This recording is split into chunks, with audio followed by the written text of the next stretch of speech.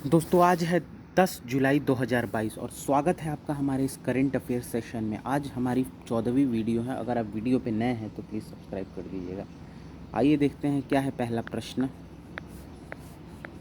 देखिए, निम्नलिखित में से किस देश के पूर्व प्रधानमंत्री शिंजो आबे का हाल ही में निधन हो गया। तो देखिए, अभी बहुत ही ये चर्चा में घटना है। जापान के जो पीएम है शिंजो आबे, उनका अभी हाल ही में निधन हो गया है। थोड़ा सा इनके जापान के बारे में और जान लेते हैं। देखिए, जापान से ही हम लोगों का अभ्यास एक होता है जिसका नाम है गार्जियन अभ्यास, धर्म गार्जियन अभ्यास। तो ये भी चीज़ याद रखना है, धर्म गार्जियन अभ्यास जापान के साथ होता है। साथ ही साथ ये जो धर्म गार्जियन अभ्यास है ये 2018 से शुरू किया गया था। और एक और चीज़ देखिए, यहाँ पे ऑस्ट्रेलिया लिखा हुआ है, तो ऑस्ट्रेलिया के नए प्रधानमंत्री अभी बने हैं। उनका नाम अगर आपको पता है तो कमेंट में ज़रूर बताइए। और यहाँ पे चाइना का मिशन जो था वो एक अभी मिशन था चाइना का, उसके बारे में भी आप डिस्कस कर सकते हैं इसमें कमेंट में। तो देखिए, ऑस्ट्रेलिया के जो प्रधानमंत्री हैं उनको मैं बता देता हूँ। उनका नाम एंथोनी एल्बनीज है। उनका नाम एंथोनी एल्बनीज है, एंथोनी एल्बनीज। तो इतनी इन्फॉर्मेशन काफ़ी थी। अब अगला प्रश्न देख लेते हैं। इसके बारे में थोड़ी सी डिटेलिंग जान लेते हैं, कैसे इनको दुर्घटना में मौत इनकी कैसे हुई। तो जापान के पूर्व प्रधानमंत्री शिंजो आबे का हाल ही में निधन हो गया। शिंजो आबे को भाषण देते समय हमलावर ने गोली मार दी, जिसके बाद वे बेहोश हो गए। इस घटना के बाद उन्हें अस्पताल ले जाया गया, परंतु तब तक उनकी मृत्यु हो चुकी थी। तो ये पूरी घटना। अब देखिए, अगला जो प्रश्न है वो है, निम्नलिखित में से किस विश्वविद्यालय के कुलपति सुरंजन दास को एआईयू का के नए अध्यक्ष के रूप में चुना गया है। ध्यान रखिएगा, एआईयू के नए अध्यक्ष के बारे में चुना गया है। तो सबसे पहले एआईयू के बारे में थोड़ा सा हम लोग जान लेते हैं। तो अगर आप इसका फुल फॉर्म देखें तो एआईयू का फुल फॉर्म है एसोसिएशन ऑफ इंडियन यूनिवर्सिटी। ए का मतलब है एसोसिएशन ऑफ इंडियन यूनिवर्सिटी, ये इसका फुल फॉर्म होगा। अब देखिए, इसका जो गठन हुआ था वो 1925 में हुआ था। 1925 में इसका गठन हुआ था। साथ ही साथ अब यहाँ पे देखिए, इसका जो सही आंसर होगा इस प्रश्न का, वो जादवपुर विश्वविद्यालय के कुलपति सुरंजन दास को बनाया गया है, जो जादवपुर यूनिवर्सिटी के विश्वविद्यालय के कुलपति थे। उन्हें ही नया एआईयू का अध्यक्ष चुना गया है। अब फ्रेंड्स, थोड़ा सा और इसके बारे में जान लेते हैं। तो इसमें जो है ये जो चुने गए हैं वो 101वें नंबर के अध्यक्ष चुने गए हैं। 101वें नंबर के अध्यक्ष चुने गए हैं। साथ ही साथ इनका चुनाव 1 वर्षों के लिए हुआ है। और ये जगह जिनकी ले रहे हैं, जी थिरुवसागम उनका नाम था। जो इस पद पे पहले बने हुए थे, जी थिरुवसागम नाम था। थिरुवसागम जी थिरुवसागम इनका नाम था। यहाँ तक इन्फॉर्मेशन आपको इतनी याद हो गई होगी। अब थोड़ा सा और इसके बारे में समझ लेते हैं कि ये जो है, ठीक है, बस इतनी इन्फॉर्मेशन काफ़ी है। अब यहाँ पे थोड़ा सा देखिए, यहाँ पे डिटेलिंग लिखा हुआ है, इसको देख लेते हैं। जादवपुर विश्वविद्यालय के कुलपति सुरंजन दास को एआईयू के नए अध्यक्ष के रूप में नियुक्त किया गया है।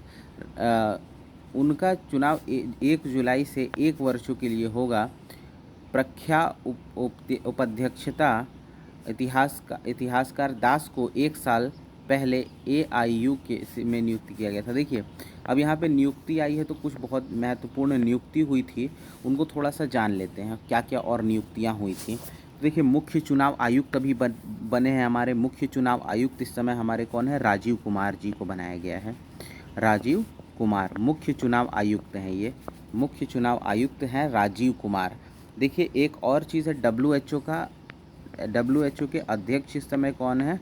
डब्ल्यूएचओ के अध्यक्ष कह लीजिए या चेयरमैन इस समय कौन है, ये कमेंट में आप ज़रूर बताइएगा इसके अध्यक्ष कौन है। और साथ ही साथ अगर दिल्ली के उपराज्यपाल की बात करें तो वो भी बदले हैं। विनय कुमार सक्सेना जी को बनाया गया है। विनय कुमार सक्सेना, दिल्ली के उपराज्यपाल विनय कुमार सक्सेना। तो बस इतनी इन्फॉर्मेशन काफ़ी है। देखिए एक्स्ट्रा इन्फॉर्मेशन भी याद करना ज़रूरी है। प्रश्न नंबर तीसरा, निम्नलिखित में से किस संगठन के महासचिव मोहम्मद सानूसी बरकिंडो का हाल ही में निधन हो गया। देखिए उनका नाम है, ये महासचिव रह चुके थे मोहम्मद सानूसी बरकिंडो। तो ये देखिए ये ओपेक से संबंधित है। अब थोड़ा सा ओपेक के बारे में समझ लेते हैं, ओपेक है क्या और ये करता क्या है ये। तो यहाँ पे बात करते हैं हम लोग ओपेक की। तो OPEC ओपेक होता है। ओपेक का जो फुल फॉर्म होता है वो ध्यान रखना है आपको, ओपेक का फुल फॉर्म होता है organisation of petroleum exporting countries. ध्यान रखिएगा, organisation of petroleum exporting countries इसका फुल फॉर्म होता है। अब इसकी जो इस्टेब्लिशमेंट या फिर इसका जो गठन हुआ वो आपको ध्यान रखना है, क्योंकि ये क्वेश्चन बहुत इंपॉर्टेंट हो जाता है। इसका गठन हुआ 1960 में। 1960 में बगदाद में एक कॉन्फ्रेंस हुआ था, वहीं पे इसका गठन हुआ। बगदाद में एक कॉन्फ्रेंस हुआ था, वहीं पे इसका गठन हुआ। इसमें देखिए शामिल पहले 5 कंट्रीज़ मिलके इसका गठन किए थे। उन कंट्रीज़ का नाम है Saudi Arabia, Iran, Iraq, Kuwait, Venezuela. उसके बाद और भी मेंबर्स आने लगे थे, जिसमें से Qatar, Indonesia, Libya, Abu Dhabi, Algeria, Nigeria, Ecuador, Angola, Equatorial Guinea and Republic of Congo और यूनाइटेड अरब अमीराट्स। ये सब कंट्रीज़ जो हैं इसमें ज्वाइन हुई और टोटल कंट्रीज़ इसमें है अब 15, अभी 15 है। ध्यान रखना है 2018 में Republic of the Congo joint हुआ था। Republic of the Congo joint हुआ था, ये भी ध्यान रखना है आपको। अब देखिए ये जो ओपेक है इसका उद्देश्य क्या है ये भी पता होना चाहिए, क्यों इसको बनाया गया। तो देखिए इसका उद्देश्य है अपने सदस्य देशों की पेट्रोलियम नीतियों का समन्वय और एकीकरण करना तथा उपभोक्ता को पेट्रोलियम की कुशल, आर्थिक व नियमित आपूर्ति सुनिश्चित करने के लिए तेल बाजारों का स्थिरीकरण करना। ध्यान रखिएगा ओपेक का जो हेडक्वार्टर है वो वियना ऑस्ट्रिया में है। वियना ऑस्ट्रिया में है, ऑस्ट्रिया। तो ये भी चीज़ याद रखना है। उसके बाद अब अगला क्वेश्चन देखते हैं, इसकी डिटेलिंग थोड़ी सी देख लेते हैं।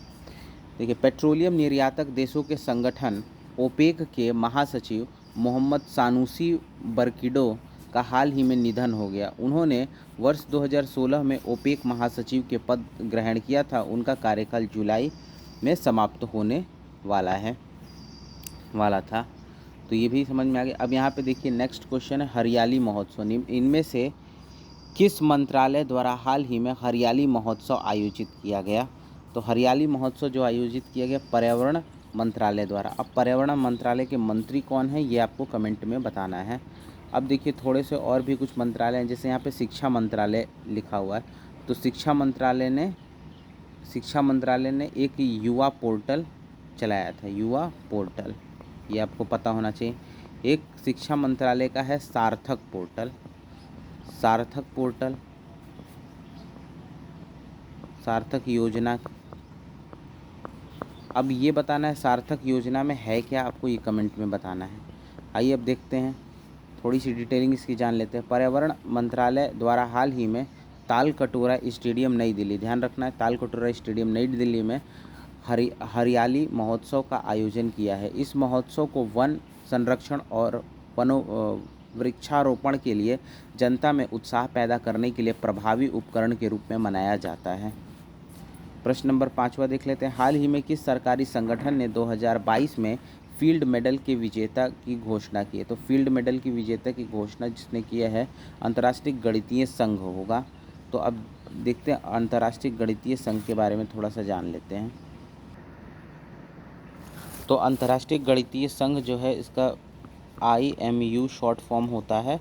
देखिए इसका जो उद्देश्य है इसके गठन का, गणित में अंतर्राष्ट्रीय सहयोग को बढ़ावा देना।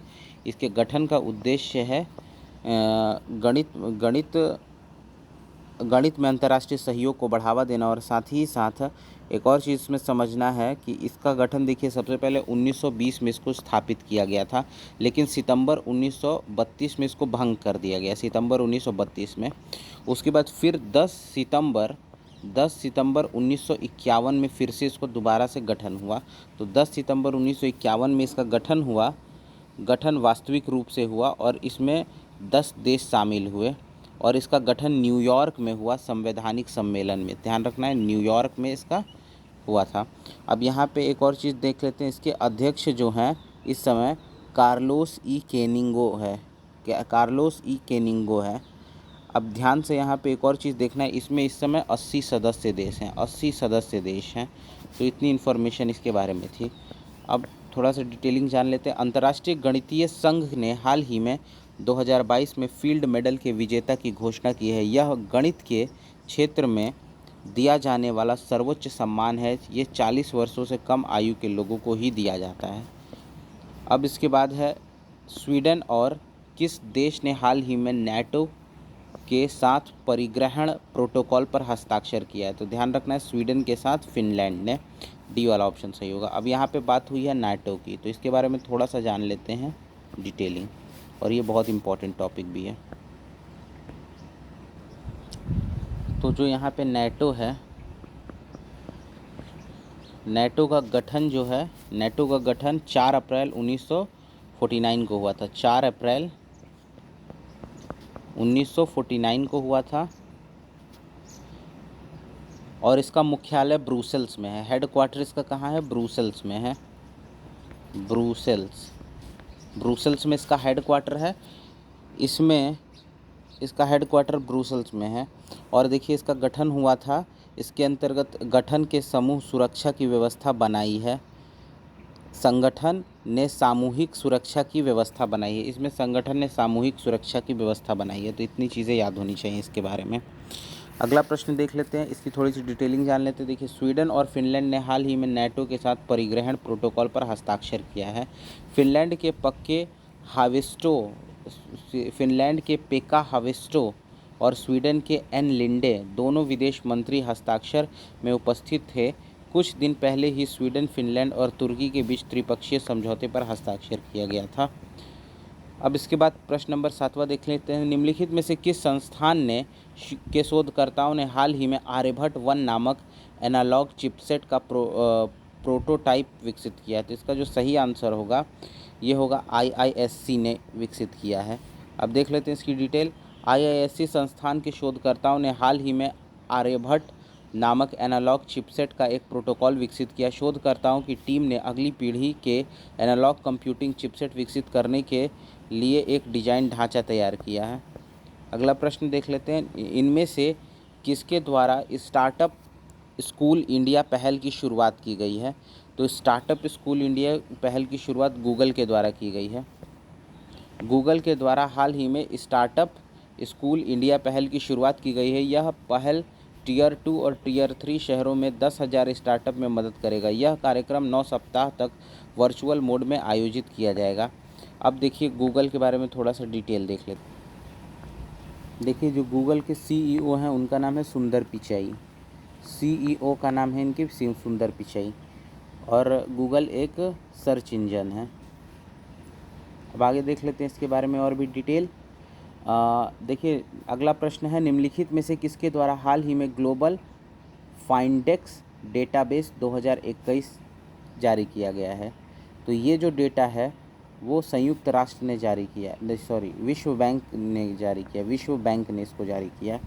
डिटेलिंग जान लेते हैं। देखिए, विश्व बैंक ने हाल ही में ग्लोबल फाइंडेक्स डेटाबेस 2021 जारी किया, जिसके मुताबिक विश्व भर में खाते के स्वामित्व में वृद्धि हुई है। इस रिपोर्ट के अनुसार आज 4 वयस्कों में 3 के पास वित्तीय खाता है। इसके बावजूद 1.4 अरब वयस्कों के पास कोई बैंक खाता नहीं है। एक और चीज़ में जानना है, यहाँ पे विश्व बैंक की बात हुई है तो थोड़ा विश्व बैंक के बारे में जान लेते हैं। तो यहाँ पे अगर हम लोग देखें तो वर्ल्ड बैंक की बात हो रही है। तो वर्ल्ड बैंक, विश्व बैंक जो है, इसका जो गठन हुआ था, गठन जुलाई 1944 को हुआ था। जुलाई 1944 को। और इसके बारे में थोड़ी, और इसका जो मुख्यालय है, हेडक्वार्टर है, वो वाशिंगटन DC में है। ये आपको पता होगा, वाशिंगटन DC में है। अब इसमें जो इस समय टोटल देश हैं वो 189 देश हैं। 89 देश है। और इसका जो विश्व बैंक का उद्देश्य है वो है सदस्य राष्ट्रों को पुनर्निर्माण और विकास के कार्यों में आर्थिक सहायता करना। इसके जो अध्यक्ष हैं विश्व बैंक के, वो कौन है आप कमेंट में बताइएगा। अध्यक्ष इसके कौन है ये कमेंट में बताइएगा। अगला प्रश्न देख लेते हैं, 10वां और आखिरी प्रश्न है ये। निम्नलिखित में से किसने हाल ही में